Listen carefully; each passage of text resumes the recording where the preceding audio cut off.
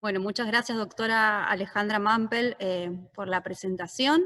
Les agradezco a ustedes la convocatoria y que estén interesadas en este tipo de actividades. Lo que voy a hacer inicialmente va a ser comentarles en qué consiste esta actividad, presentarles este Journal Club de Nutrición Clínica y después voy a hablar sobre la herramienta simple de detección nutricional remota en el marco de la pandemia COVID. Bueno, un poco para hacer como una breve mención de qué me motivó a que podamos realizar esta actividad.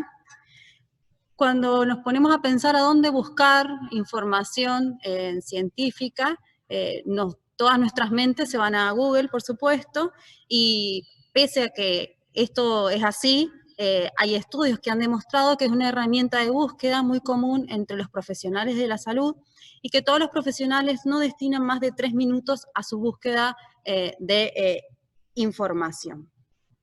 Y a pesar de esto, ¿qué también sucede? Que cada 2 pacientes que atendemos, seguramente alguna pregunta aparece, y generalmente de estas preguntas, más del 50% queda sin respuesta, y una de las causas que informan algunas investigaciones es consecuencia de la sobrecarga de información.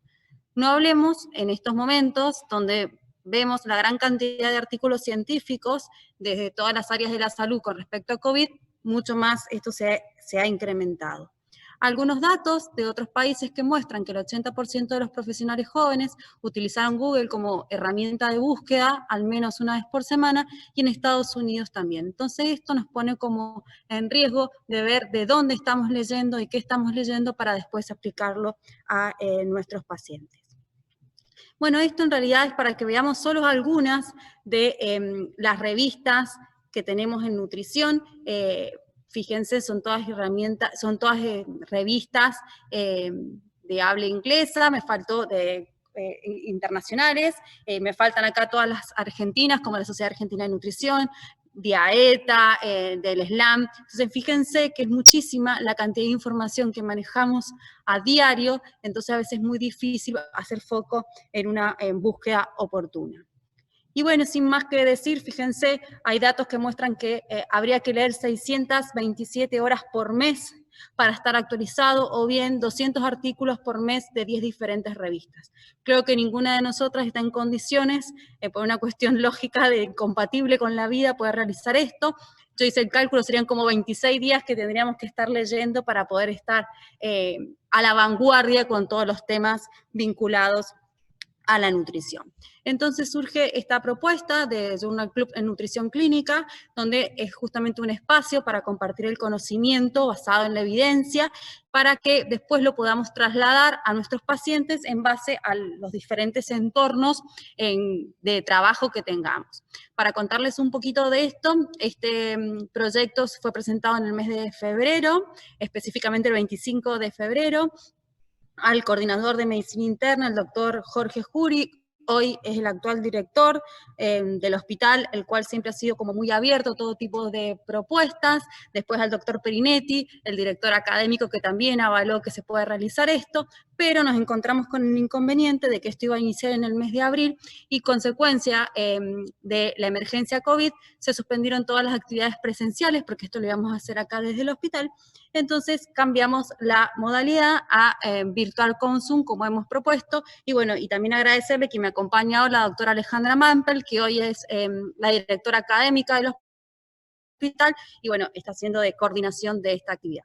Entonces, en esta actividad que vamos a evaluar reportes de casos, artículos de revisión, editoriales, perspectivas, notas cortas, cartas al editor, artículos originales, revisiones sistemáticas y metaanálisis. Esto lo aclaro, ¿para qué? Porque no van a ser ni clases, ni conferencias, ni disertaciones, sino lo que vamos a hacer en el transcurso de los 9 encuentros, ir presentando diversos artículos científicos y mostrándoselos, y ver si podemos hacer algún aporte cada uno de los licenciados en nutrición que vamos a participar en esta presentación. Entonces, sin más preámbulo, voy a dar inicio a la presentación de esta editorial, que salió publicada el 15 de mayo, o sea que es muy reciente, en donde justamente es una herramienta simple de detección nutricional remota y orientación práctica para la atención nutricional en la práctica primaria durante la pandemia COVID.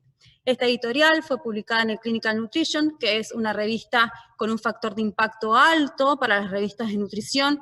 Anteriormente estaba en un ranking entre 8 y 9, hoy está en el ranking 6, comparados por supuesto con las revistas clásicas de medicina interna, el factor de impacto es bajito comparado a ellos, pero dentro del ranking nuestro es una revista que está muy bien, tiene muchísimas citas de sus artículos. Bueno, en esta editorial, algunos de sus autores, a veces está bueno conocerle la cara a quienes leemos. Esta editorial fue realizada por profesionales de Croacia, Italia, España, Polonia y Alemania. Ellos dos específicamente, las que podemos llegar a ver alguna presentación de algún congreso internacional, por ejemplo, ambos han sido speakers de los congresos de ESPEN, o sea que son profesionales de alto vuelo y alta relevancia. Se morirían si supieran que acá nosotros en Argentina, y más aún en Mendoza, estamos presentando su editorial y mostrando sus fotos. Bueno, que hacen una breve introducción en la editorial que ellos presentan, en donde dicen que consecuencia del aislamiento, había que empezar a tener contacto con los pacientes de manera remota, ya sean los pacientes COVID leves que estaban en su domicilio, o bien aquellos pacientes no COVID que con patologías crónicas se encontraban en su casa y no tenían un acceso al sistema de salud. Entonces hablan de la importancia del contacto remoto y siendo la atención nutricional una de las prácticas de relevancia en esta pandemia. En donde que debe ser que la evaluación y la intervención nutricional tiene que reunir dos criterios, o sea, que sea para aquellos pacientes que tengan necesidades clínicas que sean simples y al igual que las intervenciones. Esta herramienta, en realidad, como vamos a ver, es la combinación de dos herramientas que se encuentran validadas, en donde está pensada específicamente para la atención primaria. ¿Por qué para la atención primaria? Porque consideran justamente, como es una editorial europea, consideran que con respecto a la pandemia y todos los profesionales de los equipos están abocados a los hospitales, tanto los equipos, o sea, los médicos especialistas en nutrición como los licenciados en nutrición, entonces tendría que haber profesionales que pudieran detectar a aquellos pacientes en riesgo nutricional y ver cómo les podían brindar alguna intervención intertanto se reacomodaba el sistema de salud. Entonces aparece esta herramienta, RMAP, justamente es una aplicación remota de malnutrición. Están diseñando la aplicación para los teléfonos, en donde es la idea de esta herramienta, que se consideren aquellos pacientes, como yo les dije, COVID leves que estén en su domicilio, adultos mayores, pacientes frágiles con enfermedades crónicas como EPOC, obesidad, enfermedad renal crónica, cirrosis, stroke, úlceras crónicas, enfermedades inflamatorias de intestino, diabetes, pacientes post-UCI, que no están yendo a los centros de salud, o sea, a los centros de atención, a sus consultas habituales, por lo tanto proponen esta herramienta de evaluación. Ustedes a mi izquierda ven todo como el algoritmo que yo ya voy a ir desarrollando a medida que vaya pasando la presentación. Entonces, ¿qué proponen? La herramienta de screening en MAS, o sea, justamente este screening universal de malnutrición, sumado a que si los pacientes eran añosos o bien tenían alguna enfermedad de desgaste muscular, cualquiera sea, o bien una patología crónica como las que mencioné recientemente, realizar el SARC-F, que es el cuestionario justamente para poder descartar a casos sospechosos de sarcopenia. Entonces, para recordar, justamente para identificar el riesgo de malnutrición, esta herramienta, en los primeros partes con respecto a que calcular el índice de masa corporal, por lo cual aquella profesional que haga el contacto remoto con el paciente deberá preguntar cuál es su peso actual y cuál es su talla para poder estimar el índice de masa corporal. Esto puntúa en base al valor que nos dé, 0 cuando el índice de masa corporal es 20 o mayor a 30, 1 cuando es de 18.5 a 20 y 2 cuando es menor a 18.5. Con respecto a la pérdida de peso, que sea involuntaria, por supuesto, en los últimos 3 a 6 meses, se pregunta cuál es el peso habitual al paciente, en donde 0 cuando la pérdida de peso es menor al 5%, 1 cuando es entre el 5 y el 10%, y 2 cuando es mayor al 10%. Y por último, la pregunta es si está gravemente enfermo o su consumo de alimentos se ha reducido o es probable que se reduzca durante más de 5 días, no 0 y sí 2 puntos. Entonces, nos permite esta herramienta de screening de pesquisa valorar si el paciente se encuentra con bajo riesgo de malnutrición, si da 0, 1 punto sería mediano riesgo y más o igual a 2 que es de alto riesgo. Entonces, si los pacientes caían en la zona de riesgo, sea mayor o igual a 1, o bien tuvieran algún factor de riesgo, como las patologías que vimos anteriormente, o bien son pacientes adultos mayores, se sugiere ahí implementar el SARC-F, en donde el SARC-F, recuerden que evalúa la fuerza, la asistencia para caminar, levantarse de una silla, subir escaleras y las caídas. La fuerza se mide pensándose si tiene la capacidad para levantar o cargar más de 4,5 kilos. Estos 4,5 kilos sería el equivalente a un gato, o sea, si el paciente tuviera un gato, o bien a un bebé cercano a 2 meses, o a 2 botellas de 2,25 litros de alguna bebida, sería el equivalente a esa cantidad de kilos. 0 ninguna, si no tiene ninguna dificultad, 1 si tiene alguna dificultad, y 2 tiene mucha o incapaz. Asistencia para caminar, es decir, qué tanta dificultad tiene para caminar atravesando su habitación, ninguna, alguna, mucha o bien si necesita algún auxiliar, como puede llegar a ser algún andador, por ejemplo, o un bastón. Si puede levantarse de la silla o bien de la cama, si puede subir escaleras, si puede subir 10 escalones, y por último, pregunta sobre cuántas veces se ha caído en el último año, en donde el puntaje que sea mayor o igual a 4 es predictivo de sarcopenia. Entonces, en función a estos screenings que realizamos, es cuando se va a tomar la decisión o la acción, en donde, de acuerdo al resultado, vamos a ver que si el MAS es menor o igual a 1, o bien el SARC-F es menor a 4, es decir, que hoy el paciente no está en riesgo, lo que hay que hacer es observar y repetir el screening. Este es el algoritmo que los autores. En caso de que el MAT sea mayor o igual a 2, es decir, que el paciente está en riesgo de malnutrición, o bien F mayor a 4, que es sospecha de sarcopenia, la indicación directamente es tratar cómo, recomendando suplementos nutricionales orales, o bien en el caso de los pacientes que ya tuvieran la implementación de un soporte nutricional, continuarlo y por supuesto que realicen actividad física en la manera de lo posible. Y en el caso del tratamiento, por supuesto hay que verificar la adherencia. La propuesta de ellos es que seguramente la recomendación van a ser 2 botellas de suplemento nutricional oral por día para alcanzar las 400 calorías por día y al menos 20-30 gramos de proteínas.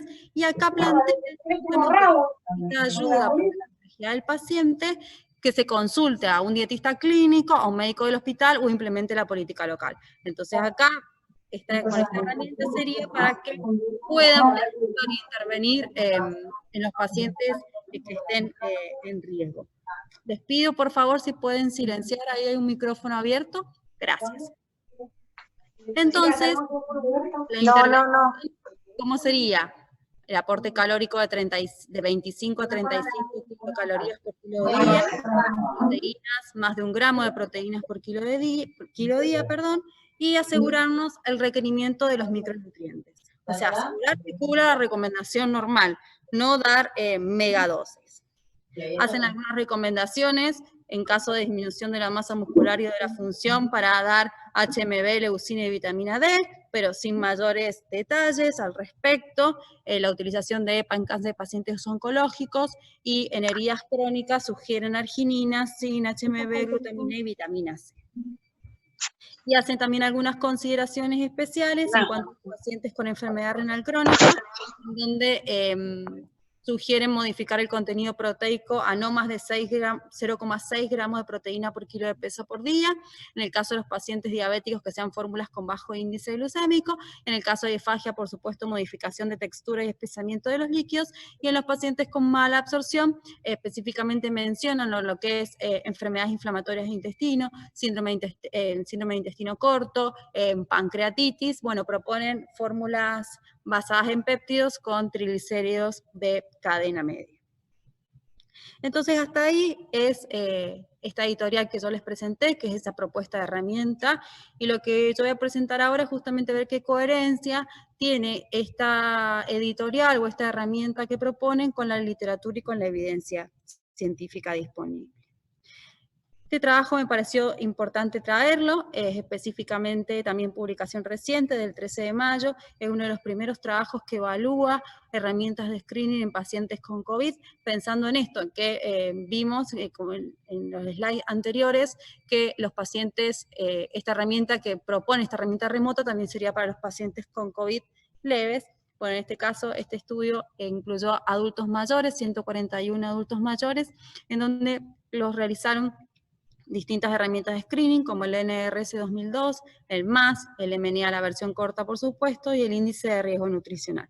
Como ustedes pueden ver, las distintas herramientas nos dan distintos porcentajes de pacientes en riesgo nutricional.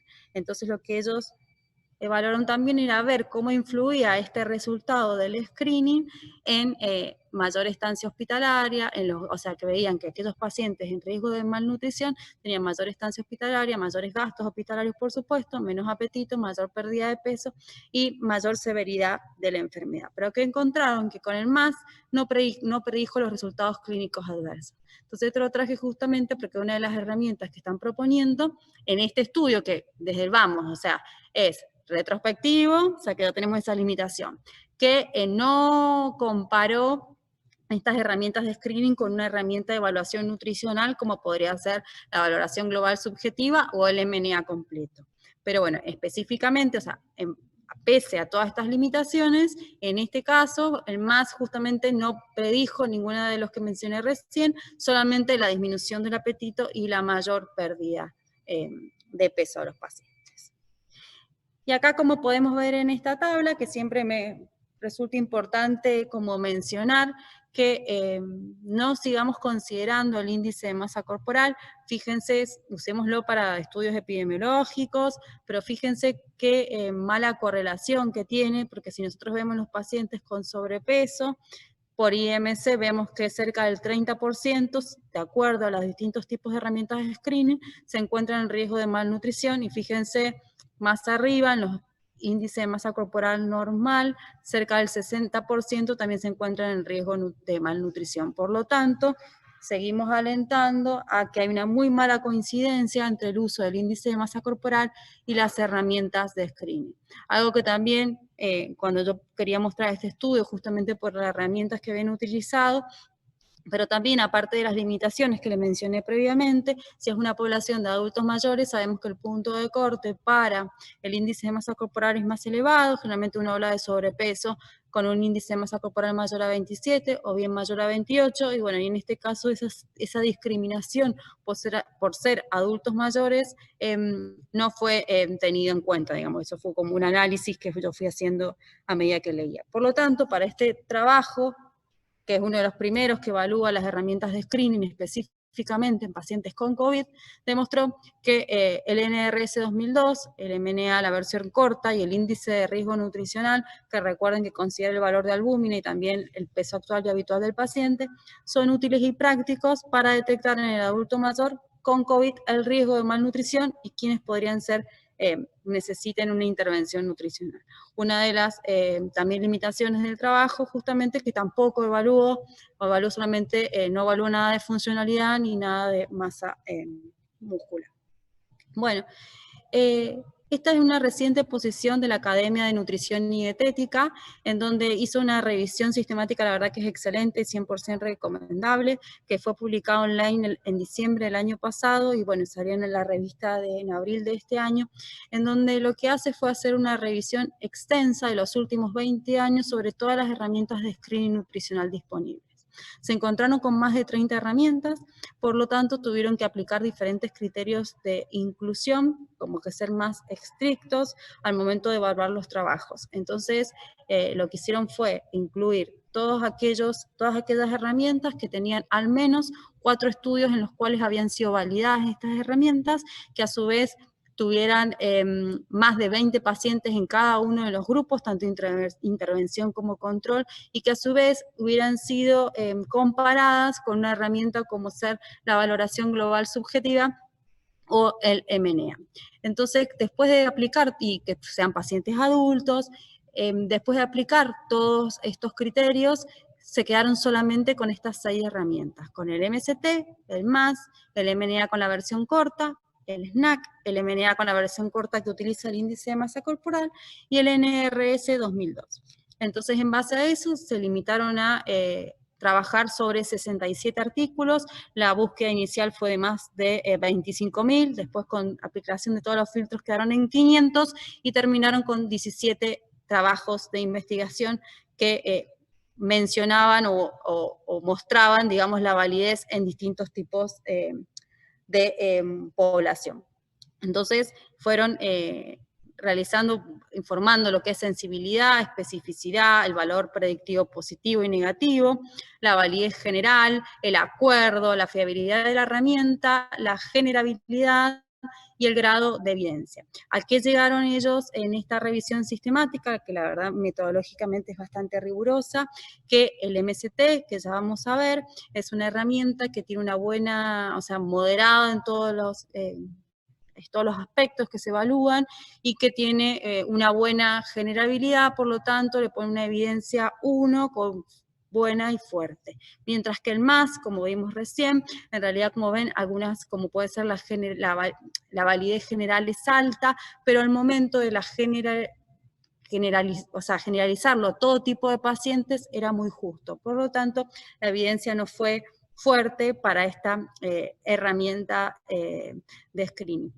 Por otro lado, también que mencionan que es muy difícil poder determinar cuál es el impacto que tiene la enfermedad, como nos pasa con el MAS, que pregunta si ha tenido una enfermedad grave, o como pasa en el NRS 2002, entonces es muy difícil evaluar el impacto que pueda tener la enfermedad en la ingesta y en el estado nutricional. Por eso también son otras cosas que ellos consideraban al momento de que hacen la recomendación para el MST, para que sea aplicado como herramienta de screening nutricional en todos los ámbitos. También hace una aclaración de que se dejen de inventar herramientas de screening, que en realidad usemos las que tenemos y que intentemos validar o seguir, digamos, aplicando las herramientas en distintas poblaciones, pero que no se incremente más el número, que hay pocos datos de herramientas de screening en poblaciones mayores de 90 años.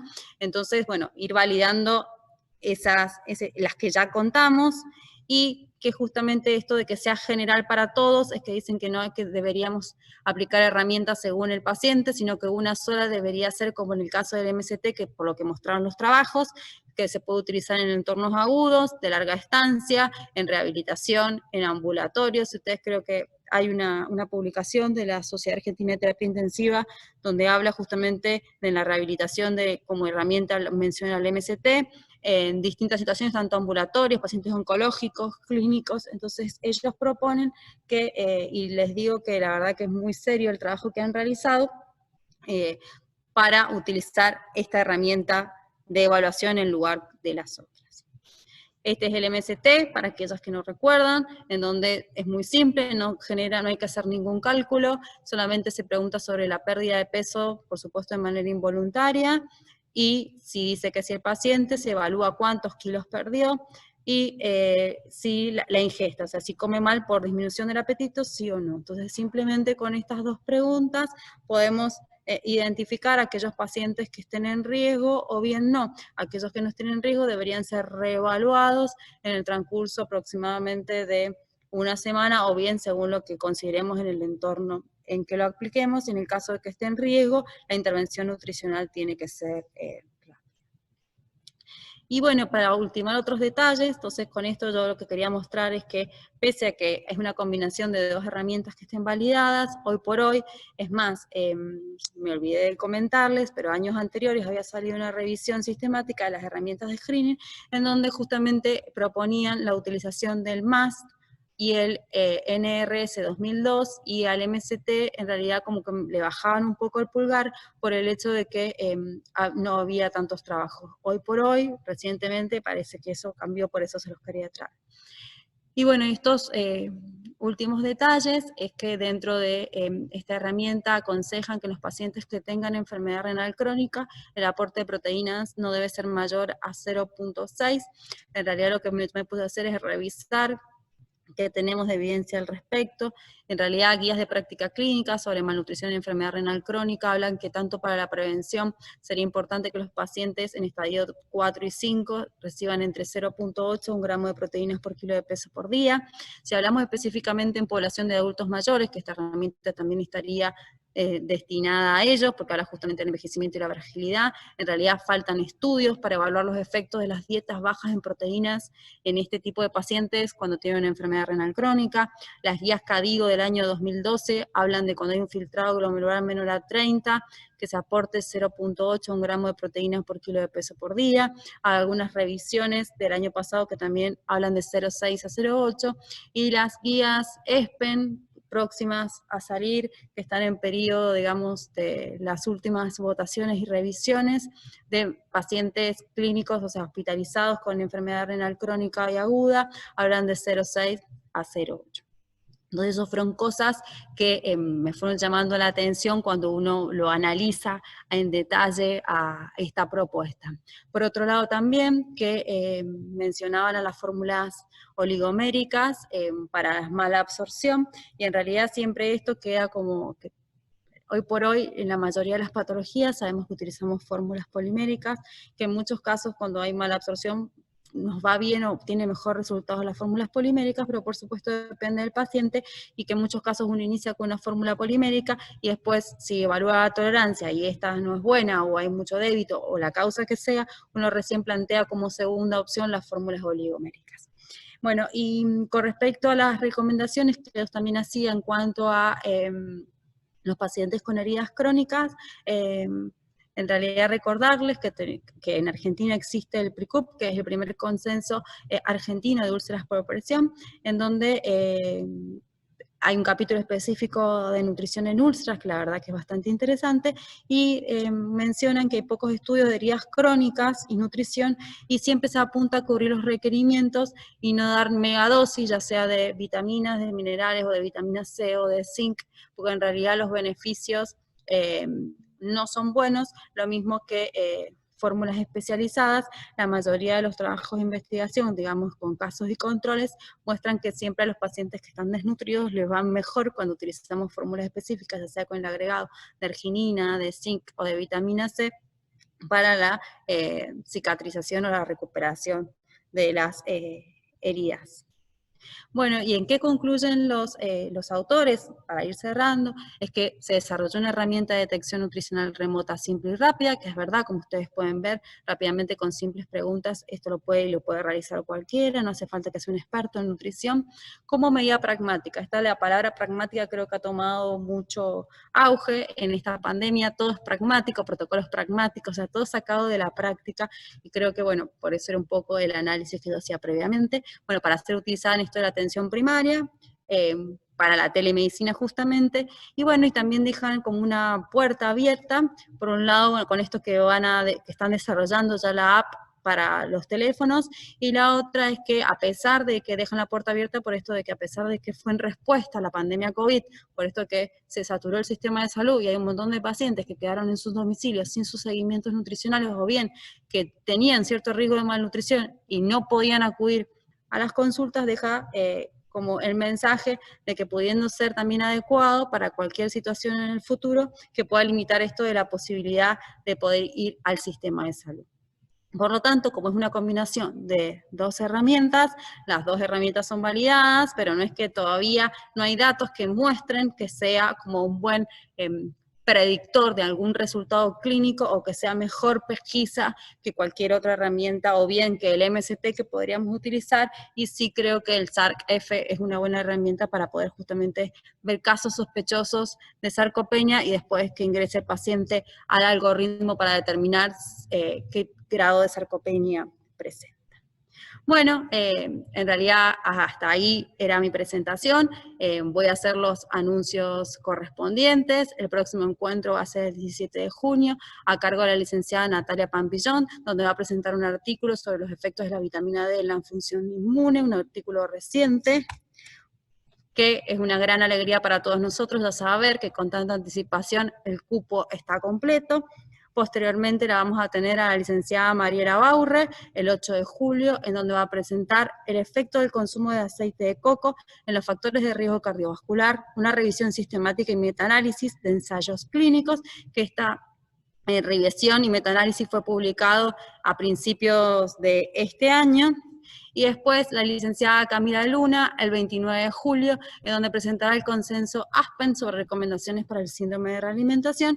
Y bueno, para que vayamos agendando las próximas fechas: 12 de agosto, 2 de septiembre, 30 de septiembre, 21 de octubre y 18 de noviembre, para que sigamos teniéndolos en cuenta, y bueno, que las inscripciones se irán haciendo por la página web del hospital, como hicieron para estos encuentros. Bueno, y la verdad que muchísimas gracias por su atención, y que bueno, que podamos compartir estos breves minutos planteando o cuestionándonos algunas cosas que se van presentando. Bueno, sí, quedo abierta para preguntas, consultas, aportes.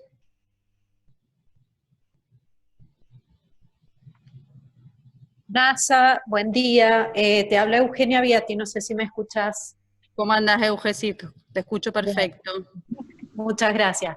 Consulta, con respecto a los pacientes en diálisis, que es donde yo, bueno, más me dedico, ya previamente a una parte de insuficiencia renal crónica o etapa conservadora, ¿cuánto es lo que se está recomendando en cuanto al gramaje de proteínas, más o menos para la diálisis, para los pacientes en diálisis?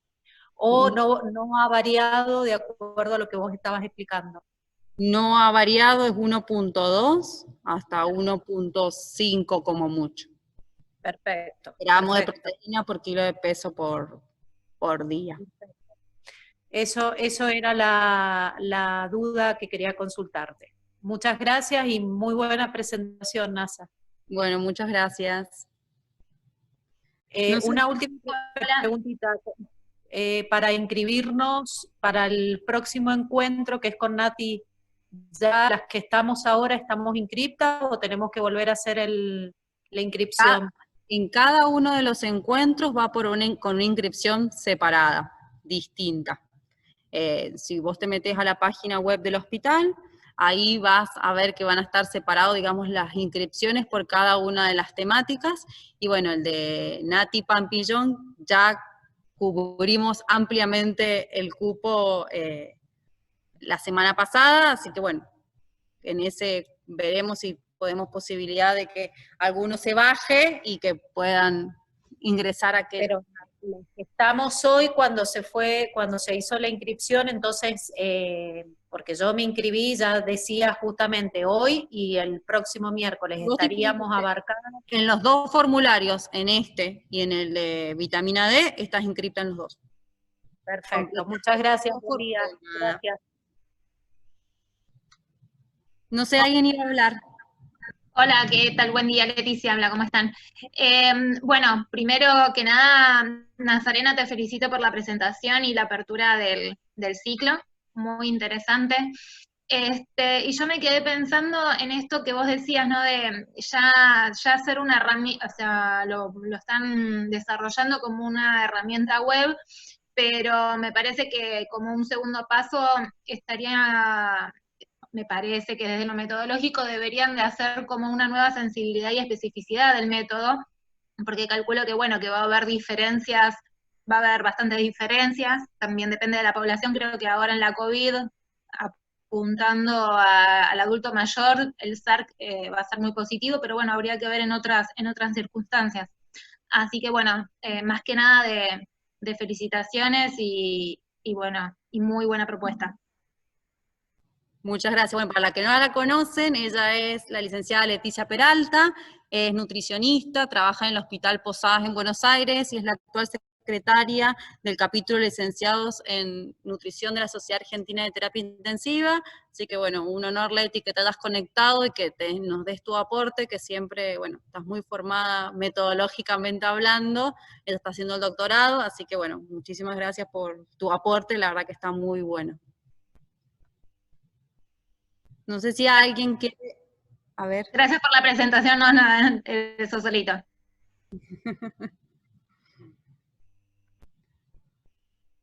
A ver, acá. Sí, acá me estoy metiendo en el chat. A ver, voy al primero.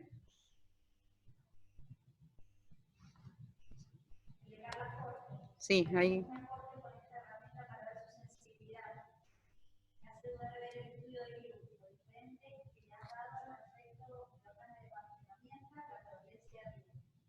Esperamos una corte con una herramienta para ver. Sí.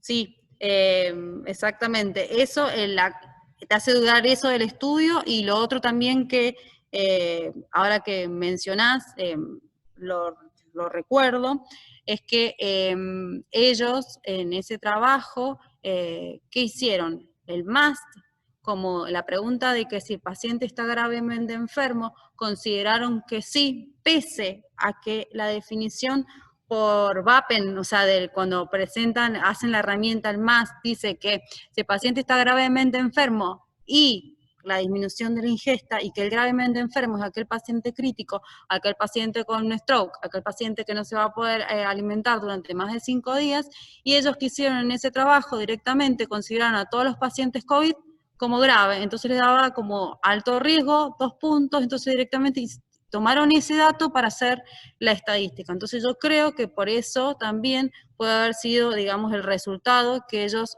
obtuvieron. Y por otro lado, Carla, ahora que me decís esto, también me acuerdo que en la herramienta esta remota que ellos proponen, cuando ponen en el más, si ustedes recuerdan, ponen la última pregunta, es si el paciente está gravemente enfermo o si la ingesta va a ser reducida en los próximos 5 días.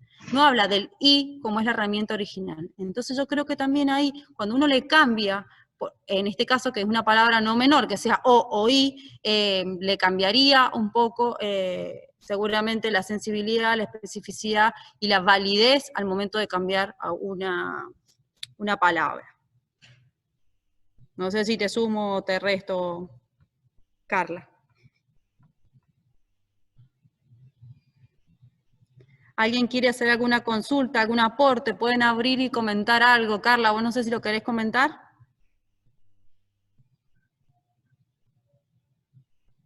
¿O alguien? Claro, pone Carla, por momentos parece que les falta justificación a las patologías que han seleccionado. Incluso nombran el punto de fórmulas oligoméricas o el tratamiento conservador en renales sin abordar el resto de las patologías, claramente. O sea, por eso, como que da la información que quizás para como herramienta de screening puede ser fácil de aplicar, pero después al momento de tener el algoritmo para ver a quién tratar y cómo tratar, si supuestamente iría destinado para un profesional de la atención primaria que no estaría formado en nutrición, creo que como que le falta más detalle quizás, capaz que esto se vaya puliendo, o capaz que no, capaz que quede como la creación de la herramienta, y como muchas herramientas que mueren en el camino, se verá con el tiempo en función, pero todavía como que no la han aplicado para decir, bueno, vemos qué resultados obtuvieron o contra qué lo pudieron validar.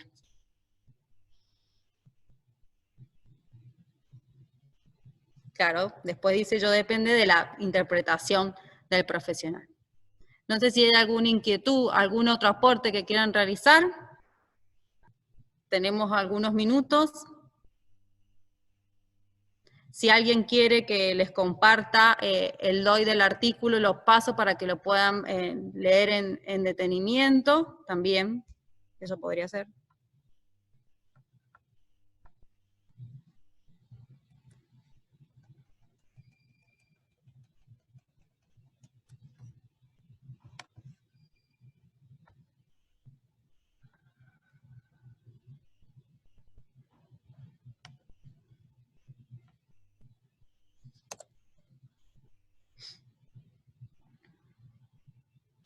Acá dice Leticia, raro que no sugiere suplementación oral como las guías dentro del algoritmo. En realidad ellos cuando hacen las recomendaciones en cuanto a valor calórico y proteico, mencionan que se van a basar en las guías de polimórbidos, en las guías de adultos mayores, que que tienen, siempre hablando de ESPEN porque es un trabajo europeo, ¿no?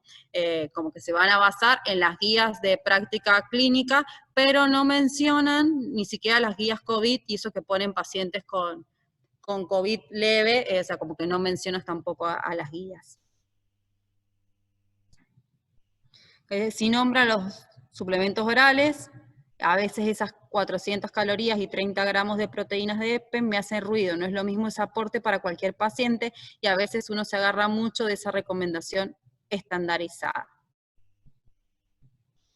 Claro, y también yo pensaba que aparte de esa recomendación estandarizada, que podría haberse iniciado, digamos, al principio, sino evaluando si está en riesgo, ver si se puede hacer como el caminito que sabemos hacer, ¿no es cierto? Primero el enriquecimiento nutricional, la suplementación y ver con qué suplementamos, con cuánto suplementamos, y ellos hablan directamente de las fórmulas listas para consumir, que quizás a veces en nuestro medio, por ejemplo, pensando acá, a veces como más difícil o según el tipo de cobertura que tengan los pacientes, y uno también utiliza los polvos, también, esa es otra cosa a analizar. Acá preguntan, hola, nada que ver, pero el certificado al finalizar la jornada o al final del ciclo. En realidad, los certificados se van a entregar, por ejemplo, si de los 9 encuentros que vamos a tener, vas a estar en 4, vas a tener un certificado que te diga que estuviste en los 4 encuentros. No sé si con eso aclaro que va a ser...